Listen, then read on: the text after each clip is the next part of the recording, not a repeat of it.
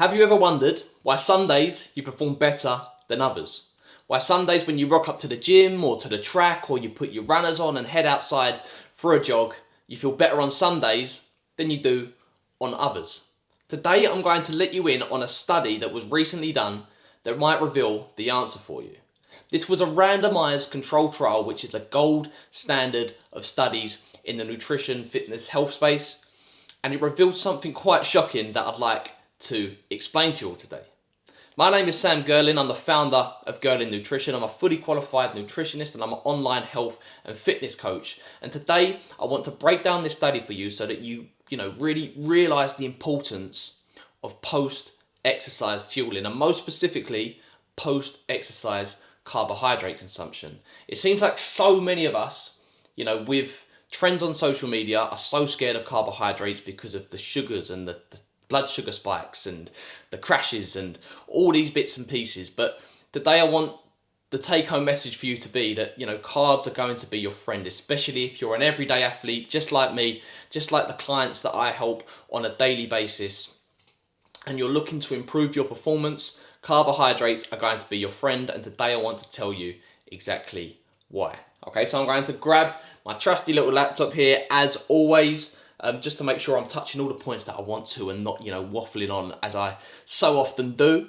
But yeah, starting with a little study overview. As I mentioned, this was a randomized double-blind crossover with 9, recreationally active men performing high-intensity interval exercise. So that sort of lays the land for the study and what was going on there. So with a double-blind crossover, they have one group, abide by a certain variable, and another group abide by another, and then they'll swap them over to see the results. Okay, in one trial they had, carbohydrates taken on straight after the workout. So they had 2.4 grams per kilogram within 3 hours of finishing the exercise, the high intensity exercise. And in the other trial, they delayed that carbohydrate intake, only drinking water during that period, with both getting the equal amount of carbs overall. So group 1 had 2.4 grams per kilogram of body weight in carbs within 3 hours. The other group delayed that by 3 hours, only drinking water. But the important point to consider is that they took on equal amount of carbohydrates over the 24 hours that followed the end of the session.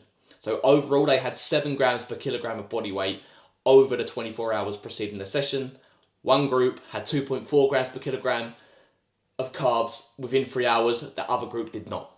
Okay, so in these 9 recreationally active men performing high intensity exercise, they were the two groups. That is our study overview. That is laying the land for what is to come.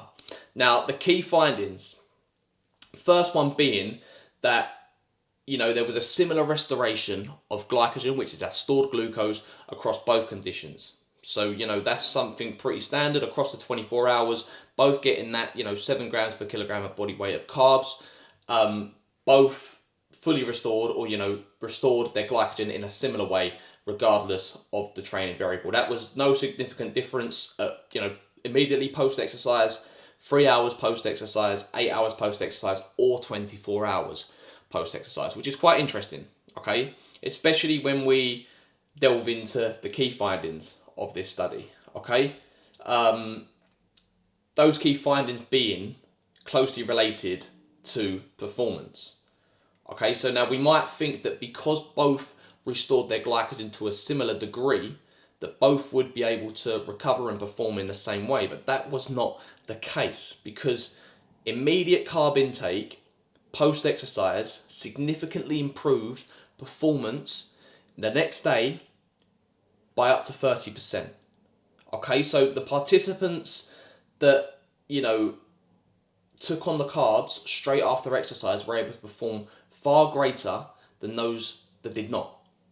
Okay, participants were able to complete more intervals before that they failed on the preceding day, which just goes to show that, their performance was objectively better than those that did not take on the carbohydrates post-exercise within 3 hours, but also subjectively, because the rate of perceived exertion reported by those who did not take on the carbohydrates within 3 hours was a lot greater than those that did.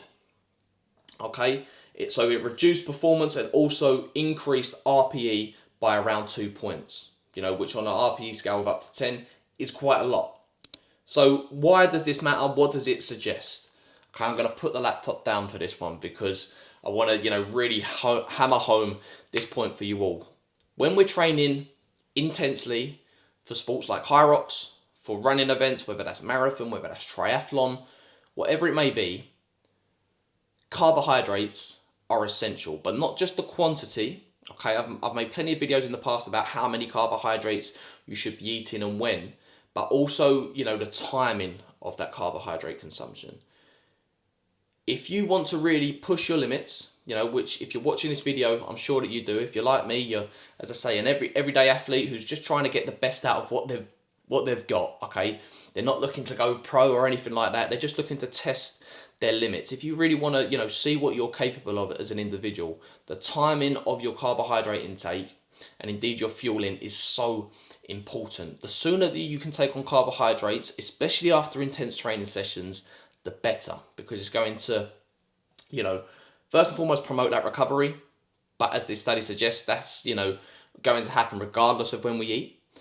But more to the point, it's going to tangibly improve your performance in preceding sessions. Okay, this becomes critically important if you're training twice a day, but if you want to show up and perform the following day, it's still super important to do so.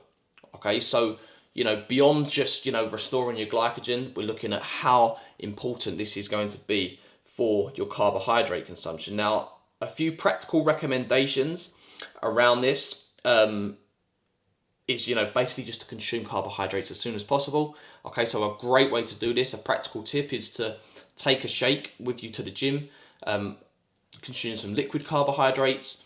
For me personally, I like to take some endurance fuel from I use Applied Nutrition. You can use code SAMGN, cheeky little plug there for a cheeky little discount, 10%. But yeah, I use endurance fuel by Applied Nutrition, 50 grams of carbs per serving. After my session, I'm sipping on that straight away so that I'm refueling my carbs, so I'm ready to train either later in the day or the following day. But again, as I mentioned, a shake can help, so you can chuck in a scoop of whey protein to kickstart that muscle recovery process as well, which the carbohydrates do indeed contribute to by replenishing glycogen quicker.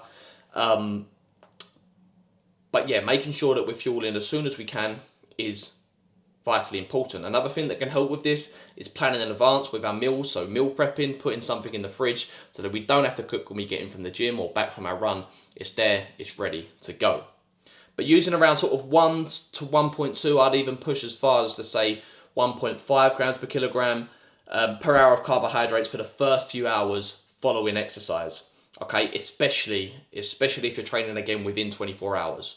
So aiming for 1 to 1.5 grams per kilogram of body weight in the 3 hours that follow is a good number to strive for. So for myself as a 75 kilo athlete, I'm looking at somewhere around 115 grams of carbs within 3 hours. That's quite doable with, if you think you have a serving of, white rice, chicken, a slice of sourdough bread with some honey and a banana, you're covering your bases there, okay? But also the type of carb also matters. Okay, so, excuse me, making sure that it's easily digestible and low on the glycemic index, higher on the glycemic index. So, again, white rice, honey, very low in fiber, quick to digest. This is especially important if you are training twice per day. Okay, if you are not training twice per day or you don't have another session in the day, you can get away with having a little bit more fiber. Okay, but certainly after your session, you should be prioritizing your protein and your carbohydrates. Okay, any fats immediately post exercise are only going to slow the digestion of your carbs and your protein, which is not what we want. So leave the fats for around 3 hours after exercising a more balanced sort of sustainable meal. Of course, I've already mentioned that, it's important to look at combining protein and carbohydrates as well. I personally find that, taking that endurance fuel with the carbohydrates straight after, and then when I get home from the gym, I'll have a bit more protein in the meal that follows. Okay, but that, is me breaking down a study that I wanted to share with you all just to emphasize the importance of carbohydrate consumption post-exercise. Carbs are not to be afraid of. They are not the enemy. Don't believe what you read or what you watch on social media. If you're an athlete, if you want to get the most out of yourself, carbohydrates are your friend, especially after you finish training and you want to show up to perform the next day. So hopefully that's answered the question that I posed at the very start of this video. If you've wondered why some days you feel great and other days you don't, perhaps it's because on one day you made sure that you fueled well, another day you didn't. Okay, sometimes we do this subconsciously, but now you know you can start to spot those signs and stay on top of it to make sure that it doesn't happen again in future. I hope you've enjoyed this video and you've taken some value from it. If you'd like to see me break down more studies like this, leave a comment in the description. I've really butchered that, haven't I? Leave a message in the comments or a comment in the comments down below. Hit that like button, I'd really appreciate it. And subscribe, because I'm coming with, free YouTube videos every single week. So I'd really appreciate it if you could do that. If you want to learn a little bit more about how I might be able to help you, and what you want to learn a bit more about my services and my program, the Nutritional Growth Blueprint, and how I help my clients sort of unlock sort of strategies like this, then check that link in the description down below as well. No pressure to do so, but it's there now. I reveal everything about the program down there, so pricing, exactly what it includes. I don't hide any of that like a lot of the other little robots online, but there you go. But anyway, that's been this video. Once more, I hope you've taken something from it. I'll see you all very soon on the other side in the next one. In.